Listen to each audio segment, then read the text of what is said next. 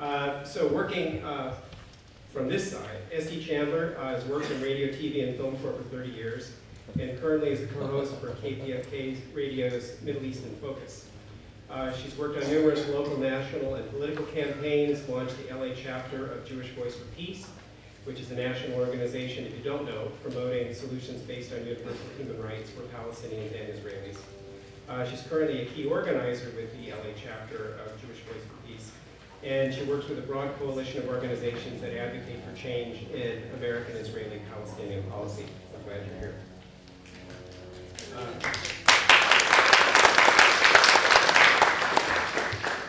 Donna Hicks served for several years with Christian peacemaker teams in Hebron, and currently is the coordinator of Peace Initiatives, the Peace Initiatives Network for the Episcopal Diocese of North Carolina. Thanks for coming a long way. She's the convener of the Episcopal Peace Fellowship's Palestine-Israel Network and has a long commitment of years to peace and justice issues in Palestine and Israel. Shirna Gluck is an activist, oral historian, and professor emerita at Cal State Long Beach, an advocate for the Palestinian people, co-host of Radio Intifada on KPFK. Her most recent book is An American Feminist in Palestine, and she's been very involved in Israeli divestment campaign and the Hewlett-Packard boycott campaign. We're glad to have you here.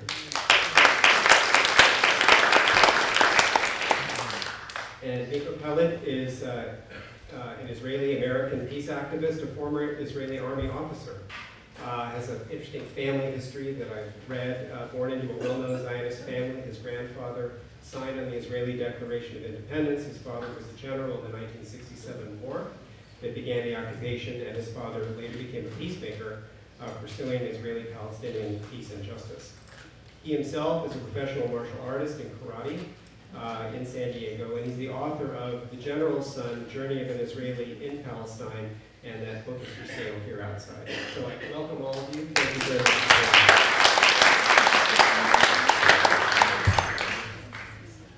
There's that. Well,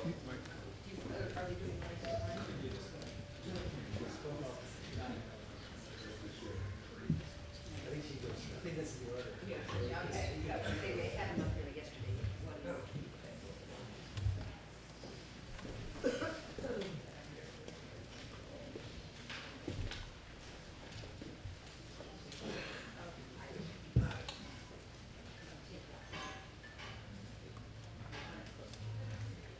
How's that? Hi, everybody. I'm going to start by stating the obvious. BDS is not anti-Semitic. Anti-Semitism certainly exists, but BDS is not an example of it. BDS is a non-violent movement dedicated to human rights and non-discrimination. It's actually completely inclusive, and so in a way, BDS is its opposite. Women's rights, US civil rights, farm workers' rights, South African apartheid, LGBT rights. Where governments have failed to protect endangered minority populations, people have long organized to successfully create social change. For decades, Israel has denied Palestinians their fundamental rights of freedom, equality, self-determination through ethnic cleansing, colonization, racial discrimination, and military occupation. And despite abundant condemnation of Israeli policies by the UN, other international bodies, and preeminent human rights organizations, the world community has failed to hold Israel accountable and enforce compliance with basic principles of law. So Israel's crimes continue with impunity. But in 2005, Palestinian civil society decided to try a new approach by trying an old one. Inspired by the boycotts of the American Civil Rights Movement and the defeat of apartheid government in South Africa through divestments, sanctions, and cultural boycotts, a call was issued for an international campaign of BDS, boycotts, divestment, and sanctions against Israel until it complies with international law and ends abuse of Palestinian rights. The BDS call was endorsed by over 170 Palestinian political parties, organizations, trade unions, and movements, a clear majority of Palestinian civil society.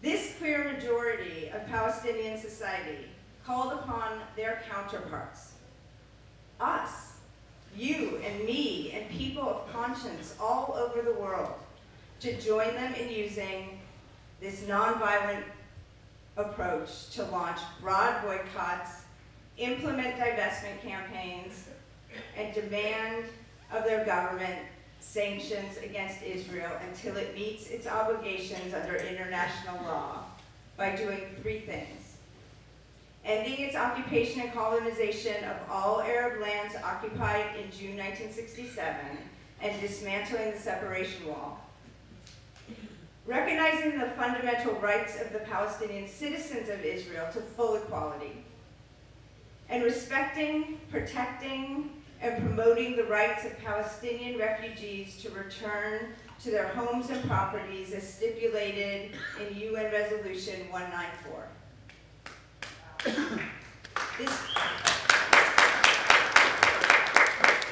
This public call culminated in the first Palestinian BDS conference held in Ramallah in November of 2007.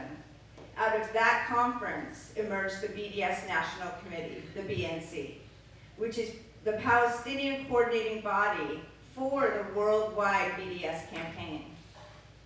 The BDS campaign is shaped by internationally acknowledged rights, and unlike other approaches to resolve this conflict, this one includes all three broad sections of Palestinian people: refugees, those under military occupation in the West Bank and Gaza Strip, and Palestinian citizens of Israel.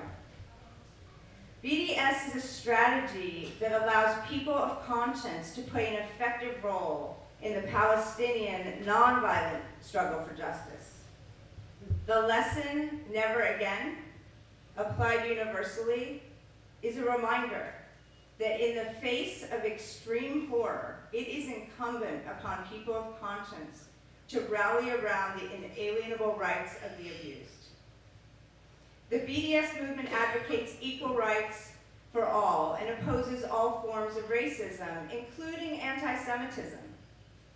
I believe that it is the movement's universalist commitment that has won hearts and minds globally, and which in turn has triggered panic and false claims by those who defend the state of Israel's right to self-determination over that of the Palestinian people.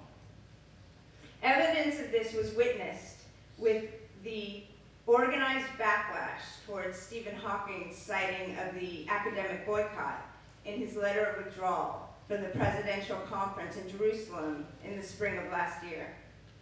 Another example is the ongoing backlash towards the American Studies Association resolution that endorsed boycott of Israeli academic institutions late last year, and the many state legislative attempts which have followed it, designed to punish the ASA and create new laws to block funding to academic entities that are considering joining the ASA and others in the academic boycott.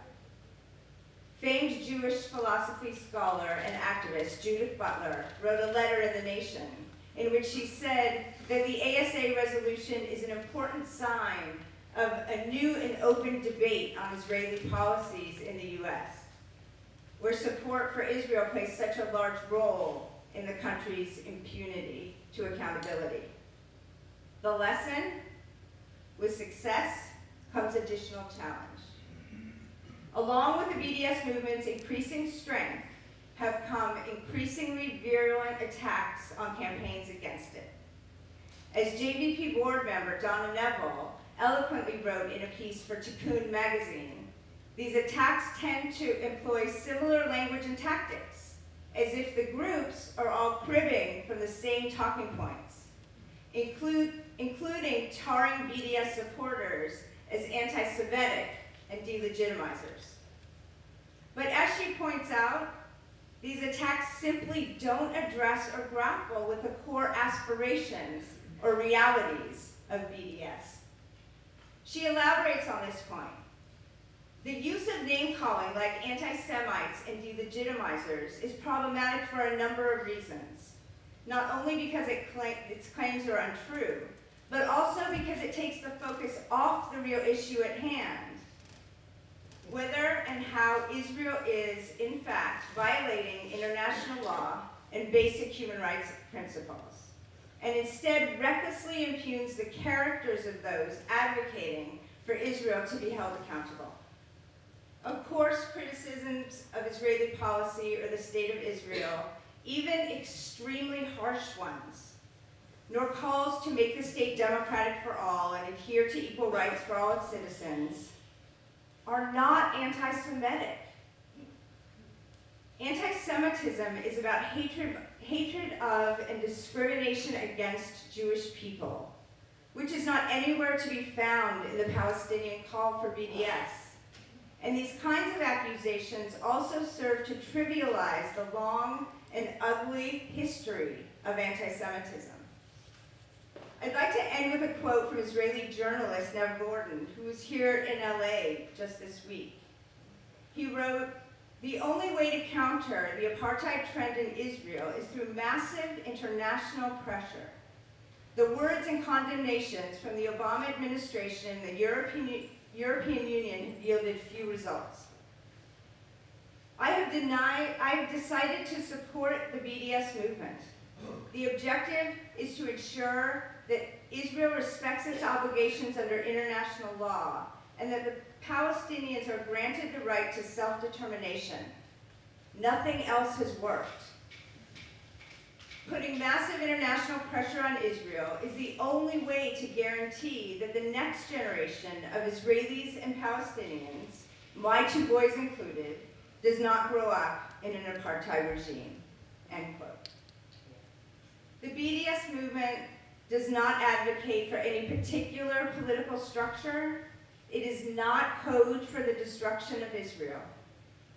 Did equality and justice destroy Alabama?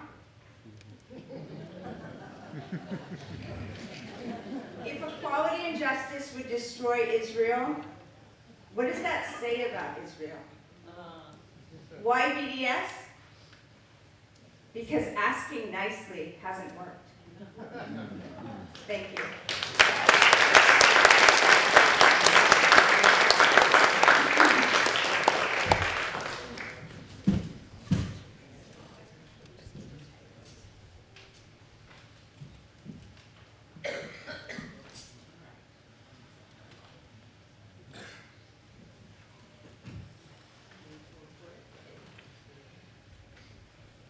Good morning. I think it's still morning. I'm going to take a slightly different tack and talk about what the Episcopal Peace Fellowship and its Palestine-Israel Network have been doing around boycott, divestment, and sanctions. And remind us that EPF was founded as the Episcopal Pacifist Fellowship 75 years ago. And that's part of why we're here today for the anniversary. It changed its name around the time of the Vietnam War, and its remit expanded to a wider one of peace and justice, rather than just opposition to war.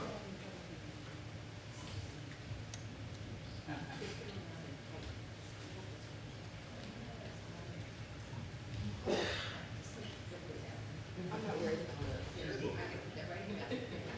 it. There's some technical things I refuse to learn about. All right. Okay. EPF members commit to the way of redemptive love to pray, study, and work for peace, and to renounce as far as possible participation in war, militarism, and all other forms of violence, and to work together to discover and create alternatives to violence and to build a culture of peace. We've had a working group on the Middle East and Palestine-Israel as far back as 1998.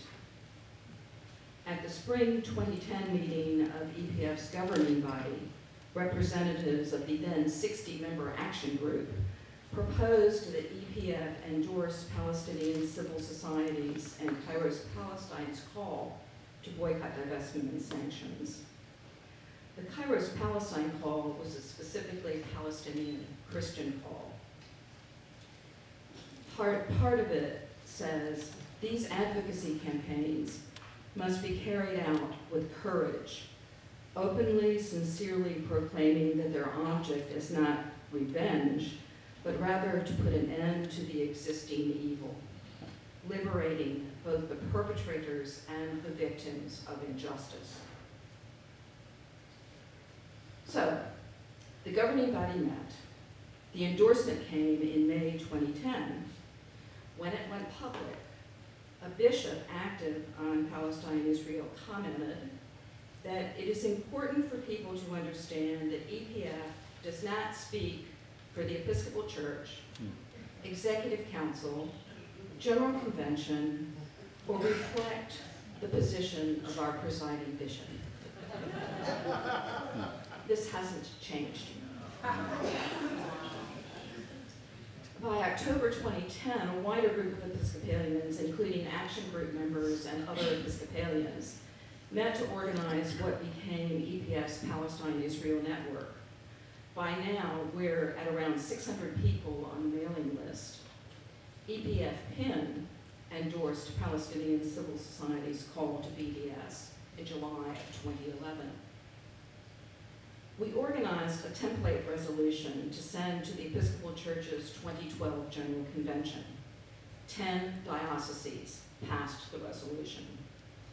It included a provision for participating in corporate social responsibility by more vigorous and public corporate engagement with companies in the church's investment portfolio that do business in illegal Israeli settlements or contribute to the infrastructure of the occupation, and one to assist individual Episcopalians by providing information on products made and distributed from illegal Israeli settlements so that they can make informed consumer choices.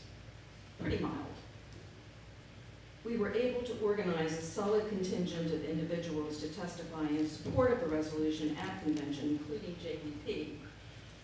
Unfortunately, a compromise resolution came out of the convention, which did not include these provisions, but emphasized interfaith dialogue, positive investment, and supporting the institutions of the Episcopal Diocese of Jerusalem.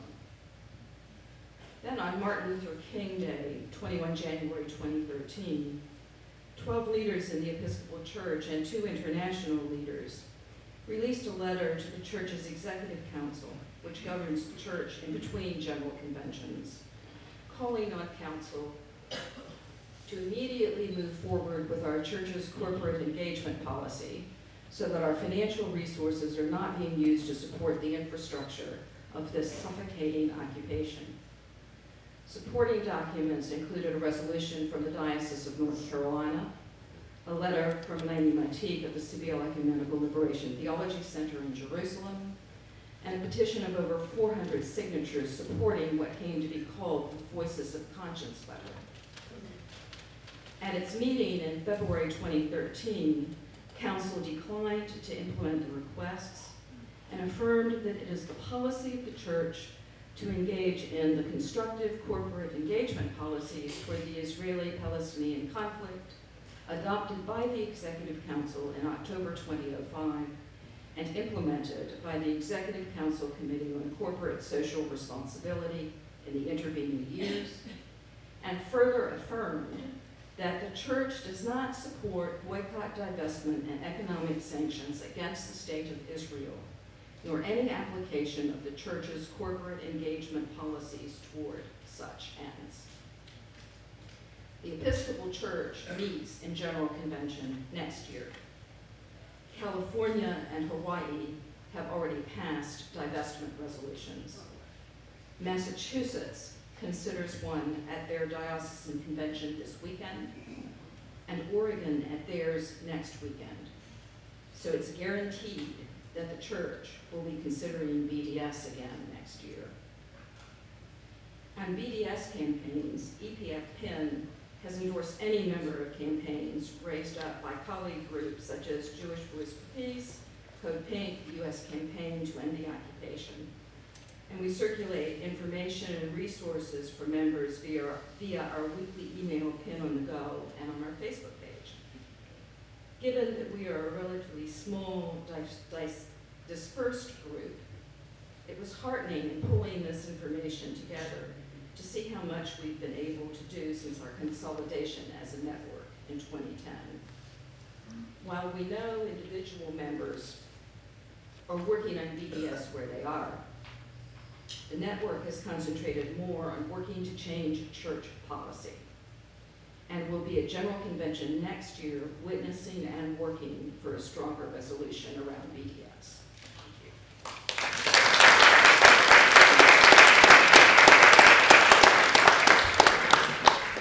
Good afternoon. First, I really want to congratulate the Episcopal Peace Fellowship for 75 years of working for social justice. And those of you in the room here who I know have been working so hard on the Palestinian question. I appreciate being here, joining with you to figure out how to continue that tradition and push it further. In late March, I returned to Palestine for the first time in 20 years. Ostensibly, I went for a conference at Birzeit on archiving Palestine, but my real reason was in order to go back to Kufr Nami, a village 10 kilometers from Ramallah, where I spent so much time during the first Intifada from 1989 to 1994. As you can imagine, I was incredibly touched that the people there who I had been out of contact with them basically for 20 years, recognized me immediately, hugged me, embraced me. It was quite an incredible experience. So after 20 years, they kept telling me during the first Intifada, you're different, you keep returning. And so after 20 years, I did return. And they updated me on their lives, on what was happening. Any hope they had, any dreams they had for Palestine were quickly fading. However, and the reason I'm telling you this little story, what they said was how BDS was so important to them, not the abstract X number of civil societies that endorsed BDS, but the villagers in Kufr Nami who had participated in what had been considered a liberated village during the first Intifada. Because among other things, what it did is it told them they had not been forgotten. Because, believe me, the Palestinians throughout the occupied territories, in the refugee camps, in the various places, feel they have been forgotten. The Palestinians in the diaspora know a little bit better because many of them are so involved in activism. So I really relish telling them about our Israel Divestment Campaign, which we started here in California in 2010. So I want to share a couple of insights or lessons or examples for you about the B and D of BDS by talking a little bit about two campaigns, the Israel Divestment Campaign and the newly launched Hewlett Packard Boycott Campaign. What you do in the church is so important, the kind of divestment activity in which you're engaged. What JVP and We Divest has done with private pension funds is so important. But I have to tell you that every single state has a public pension fund. Many of our cities and counties have public pension funds. So looking around at all of you here and the average age, I would say most of you are now getting pensions. So let me ask a couple of questions. How many of you have worked or are still working for the state of California?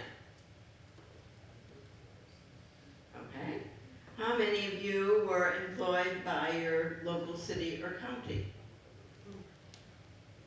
How many of you are or were K through 12 or college teachers? Okay.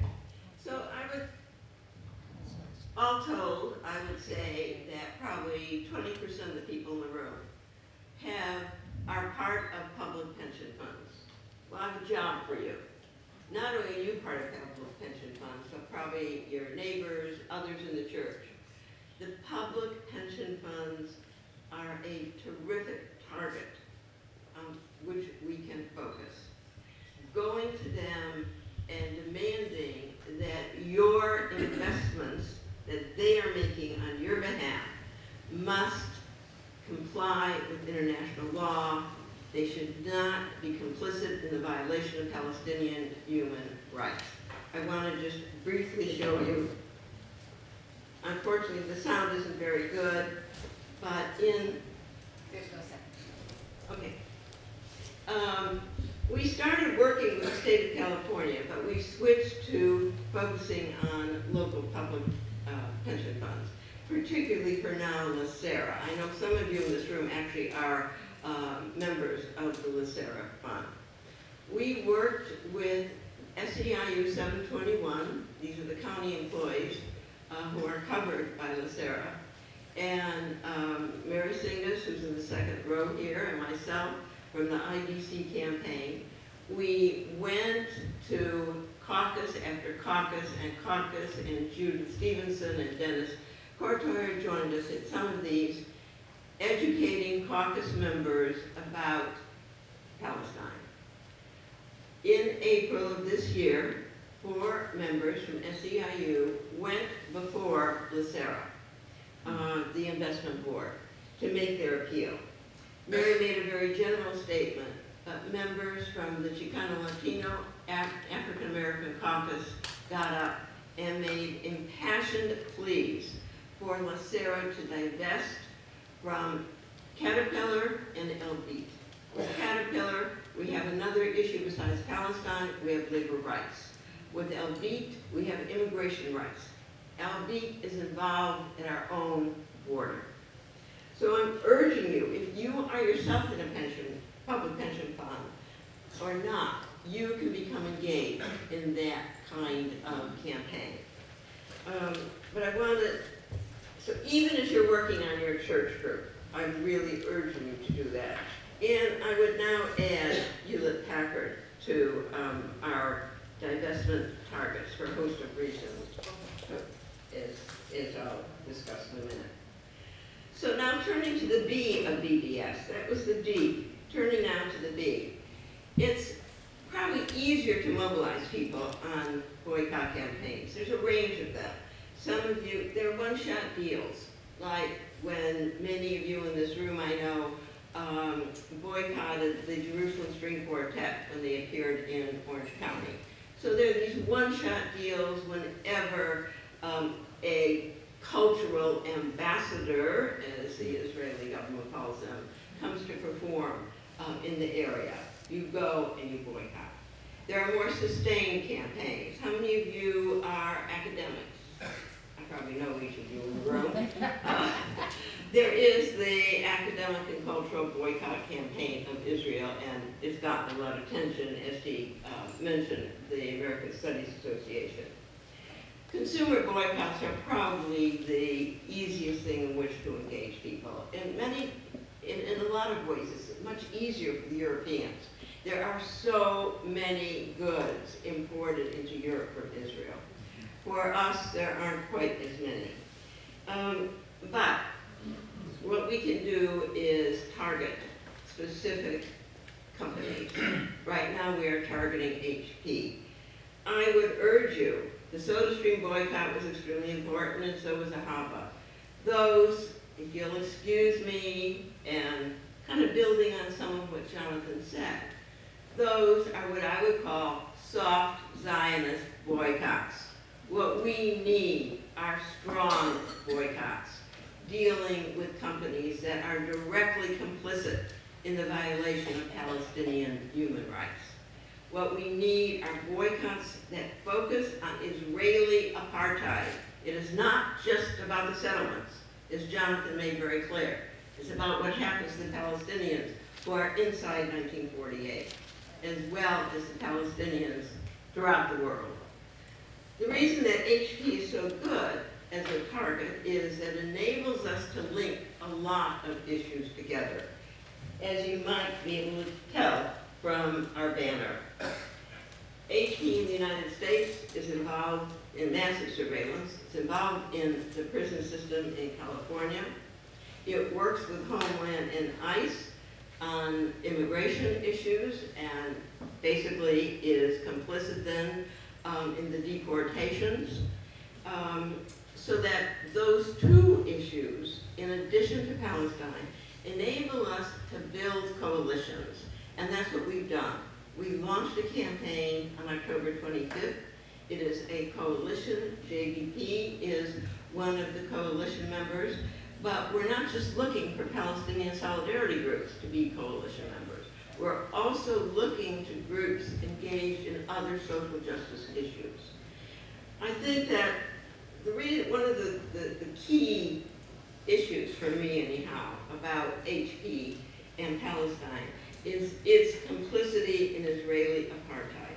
It is the designer of the biometric ID cards. We are calling them passbooks.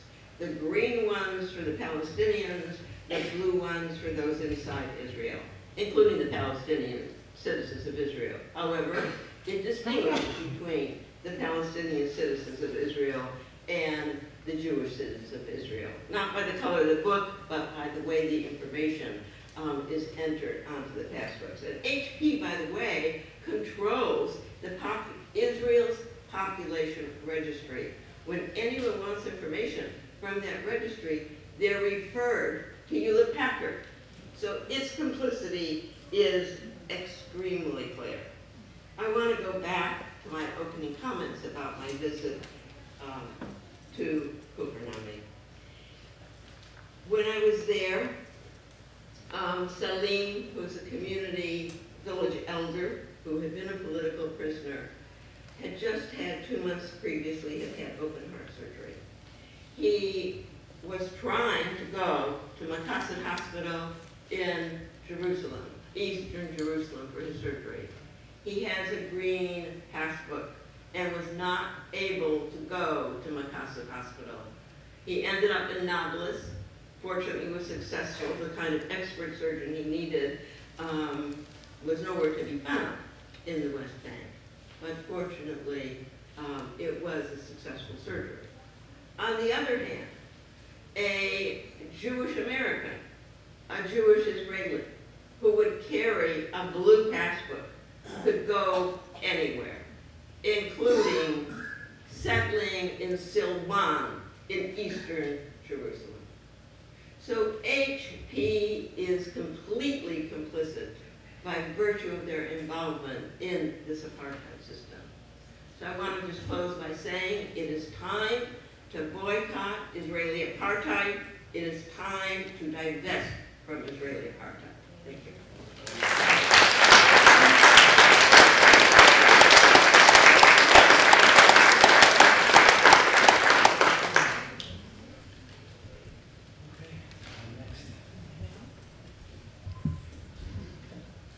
Can everybody hear me okay? Yeah. All right, thank you. He's got one of those blue cards. He's a good guy. Yes, I'm a recovering settler and colonialist, I should say, an occupier. How many people here have been to Palestine? Can I see a show of hands? Oh, okay. Talk about preaching to the choir. How many people are here are either Palestinian or Israeli? Okay.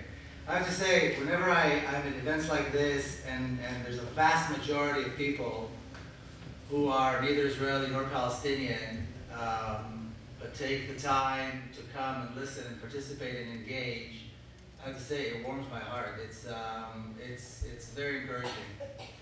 And regardless of how severe and painful the situation is in Palestine, and especially over the last few days with the Al-Aqsa Mosque and the Israeli desire for blood and war, it's important, and I think it's very encouraging to see so many people out here today to discuss this. And again, people who are not necessarily involved in this, getting involved, because this is how this gets done. So I appreciate the opportunity to be here, and I'm honored to be part of this excellent panel.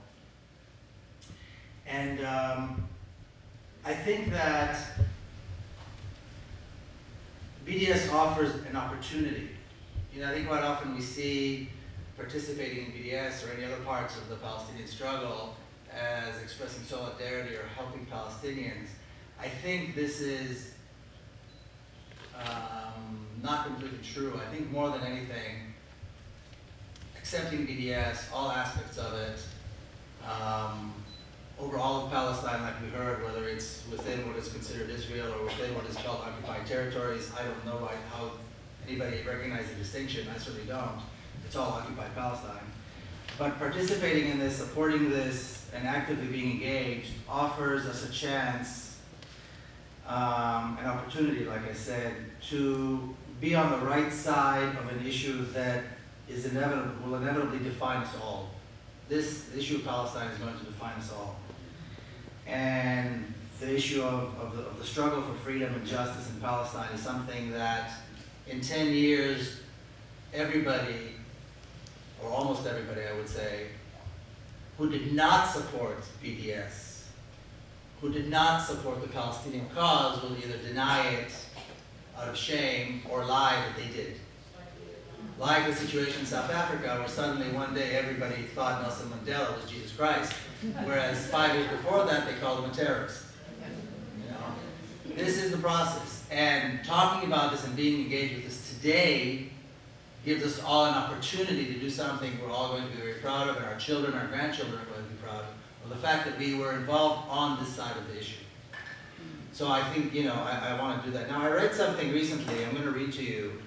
I won't tell you where it's from until I'm done. Maybe some of you will recognize it. But more importantly than whether you recognize where it's from, the thing that struck me about this text is how much it resembled what I know exists in Palestine. And again, coming from an Israeli who was really comes from a very distinguished family of colonizers and occupiers and settlers.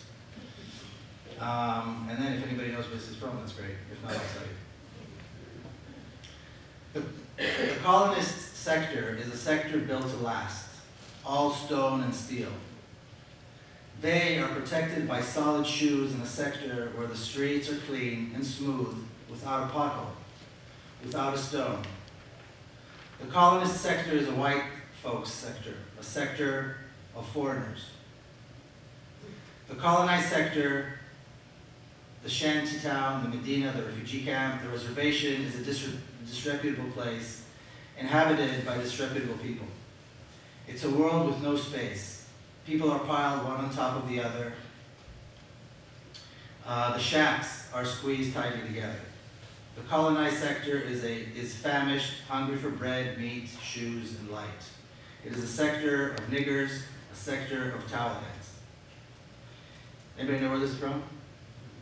No? This is from Frantz Fanon's The Wretched of the Earth. Probably the most important document or moving document ever written about the issue of racism and colonialism. When I read this, I thought of Silwan. Because when you're in Silwan, you see the Palestinian side of Silwan, the main part of Silwan, which is like he describes it. And if you go off through the alleys into the side where the Jewish settlers live, then you see the colonizers' sector. The old city of Jerusalem. If you walk through the enhanced Jewish quarter, which is on steroids now, of course, in the old city of Jerusalem, this is exactly what you see.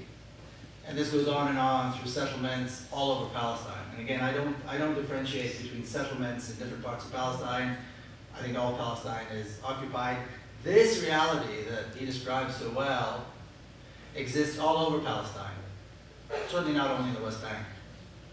And anybody here who knows, well, there's no way to tell, anybody here can tell me that the life of Palestinians in Kalansawe, for example, or in Taiba or in Yafa is far better or far different than the life of Palestinians in the West Bank or East Jerusalem, where they are governed by slightly different laws. You know, one side is military, one side is civilian, but really the racism and the colonialism and the oppression is, at the end of the day, the same. So I concur with what was said here. All Palestinians live under occupation. All Palestinians are victims of an apartheid regime, and this is why we're here today. Over the last, I don't know, months, year or two, I don't remember where it started, but there's been this campaign campaign against BDS by people who consider themselves or are considered to be activists. I think the latest attempt to criticize BDS came right at the time of this last summer when Israel was committing probably the worst murder in cold blood the state of Israel had ever committed, which was this latest attack against Gaza, where right in front of our very eyes we saw thousands of innocent civilians murdered in cold blood, with American support, with American arms, with American money, as we all know. I think that at any time throughout the struggle, it's unconscionable to criticize any form of the Palestinian resistance, and BDS is part of that. It's really one aspect of the Palestinian resistance. But particularly, I thought it was unconscionable to hear this come out from people who consider themselves activists, or peace activists, or whatever the term might be, people who support the Palestinian cause, to criticize aspects of the Palestinian resistance while Israel is in the midst of this horrific murder spree, which is really what took place in Gaza this last summer during Ramadan. And like we heard here earlier, the BDS is principled, it's non-violent, it worked, it has very clear goals. I think it's certainly moderate in terms of its goals, and not to support it, I think is wrong. But to claim that you are somehow an activist, that you somehow care for the Palestinian cause, and attack it, I think is unconscionable. The issue of this anti-Semitism, that somehow it's anti-Semitic, Esti talked about it very well. I would only add that there's nothing Jewish about the Jewish state. Israel calls itself a Jewish state, but there's nothing Jewish about this Jewish state. So rejecting the Jewish state, which is something that Jewish people have done from the very beginning, cannot be anti-Semitic. The Jewish state does not represent anything that's Jewish, other than the fact that they call themselves a Jewish state and they provide exclusive rights to people who happen to be Jewish. Most Jewish people don't live there, we know that. A large majority of Jewish people either reject it or don't care about it. The most vocal, of course, communities are the ones who do, but that's because they are vocal. It's not because they represent anyone. The majority of people who do live there are not Jewish. Out of 12 million people who live in Palestine, in all of Palestine, about 5.9 are Jews and the rest are Palestinians, so you can do the math. And I don't know that Israel represents any Jewish values. We know of thousands of political prisoners. We know of torture. We know of ethnic cleansing. We know of an apartheid regime. We know of racist laws. We see the bombing. We know that Palestinians get something less than 3% of the water supply, even though they're now more than half of the population. Can anybody tell me if any of these represent Jewish values? I don't know that they represent any Jewish values at all. So there's nothing Jewish about the Jewish state. It's a false claim, and therefore there can't possibly be, besides the fact that the BDS, I think, is clear of very clear against being non-racist towards anyone. There's nothing anti-Semitic or anti-Jewish about rejecting or imposing BDS on the Jewish state, or what they call the Jewish state, the state of Israel. And in terms of the goals, like I said, I think the goals of BDS are quite moderate. I mean, you heard them, Esti laid them out quite clearly. I think when we think about the goals, what I would think if people are or as an organization like a church, is talking about imposing BDS. Well, what do we want to see? What do we expect? And I've been thinking about this quite a lot. I've been able to speak to staffers of congresspeople in DC over the last few weeks, miraculously somehow. And you know, you always have to have something to say, well, let's just focus on one or two things, or three things that are, you know, we can all agree on. Lifting the siege on Gaza is something that we should be all able to agree on. It's collective punishment of the worst kind. Releasing political prisoners, releasing children, and so forth. Something we can all agree on. Helping refugees to repatriate. We've seen this happen before, but why can't we agree on that? These are simple things that we can start with and then perhaps go from there. In closing, I just want to say, I will make two more just quick remarks. The first one is probably the most difficult aspect, that my impression is the most difficult aspect of the BDS for people to swallow is the academic and the cultural boycott. And quite frankly, having grown up in Israel, in Jerusalem, to see that we're boycotting you know, chamber music orchestra or a ballet group is very difficult. But I think it's the right thing to do. And the academic boycott is very difficult because all these academics, many of them are kind of liberal and so forth. But I think if we needed a reason, the fact that Israelis were silent over the last summer, over this latest horrific assault against Palestinians, over this murder in cold blood of thousands of innocent civilians that we saw in Gaza, and where were these academics? Where were these intellectuals? Where were these artists? Why were they not in the streets? Why were they not blocking the main highways? Why were they not demanding that Israel stop this murderous outrage? And not only did they not say anything, they spoke about the need of the suffering of both sides, and they made it as though there's a war, somehow symmetry between the two sides. So for that alone, if not for everything else, then I think we need to, you know, it's justified, and I think it's important to oppose the boycott, the academic boycott, the cultural boycott, and every other aspect of the BDS. And in closing, I'll just say one more thing, and that is that, like I said earlier, there is no difference between the West Bank, the Galilee, Jerusalem, the Negev Desert, Jaffa. It's all Palestine. It's all occupied. All Palestinians live under occupation if they're living in Palestine. And so this issue has to be addressed over all of Palestine. Saying the West Bank, not the West Bank, I think it's hypocrisy, and I don't think it's something that can be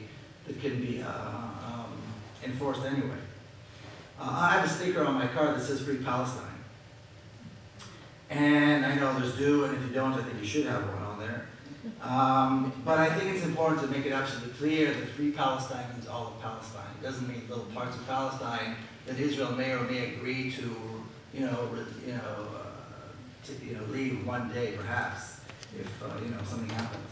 Palestine is all of Palestine. I believe it must be, it can be, and I think it will be free. The question is, like I said earlier, who's on board? And who's going to be on board with BDS? Who's going to be on board as part of the struggle? And I hope all of you, and I hope eventually the Episcopal Church will be on board. Thank you all very much.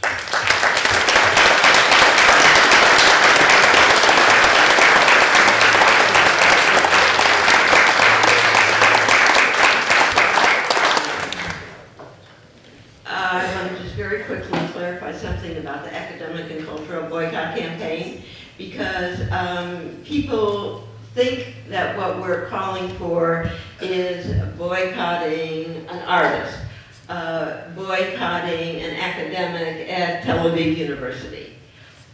These people, the artists, what we're talking about, these people are part of the Israeli system. They define themselves as cultural ambassadors. So what we are doing, again, is not boycotting the individual artist, but rather the body that they are representing, the state of Israel. The same thing with the academic and academic campaign. We are not boycotting individual academics. If it's a dean of Hebrew University, yes, because he, most likely, although there's the she, who's the president of Ben Gurion, is representing that institution. An individual scholar is not being boycotted. I want to make that clear because people do not know, do not understand the basis of the academic and cultural boycott campaign, and so it is falsely attacked. So hopefully this will help you defend it. And I'll just add that obviously that doesn't mean every Israeli, as Miko is here with us today, and you guys don't seem to be boycotting him.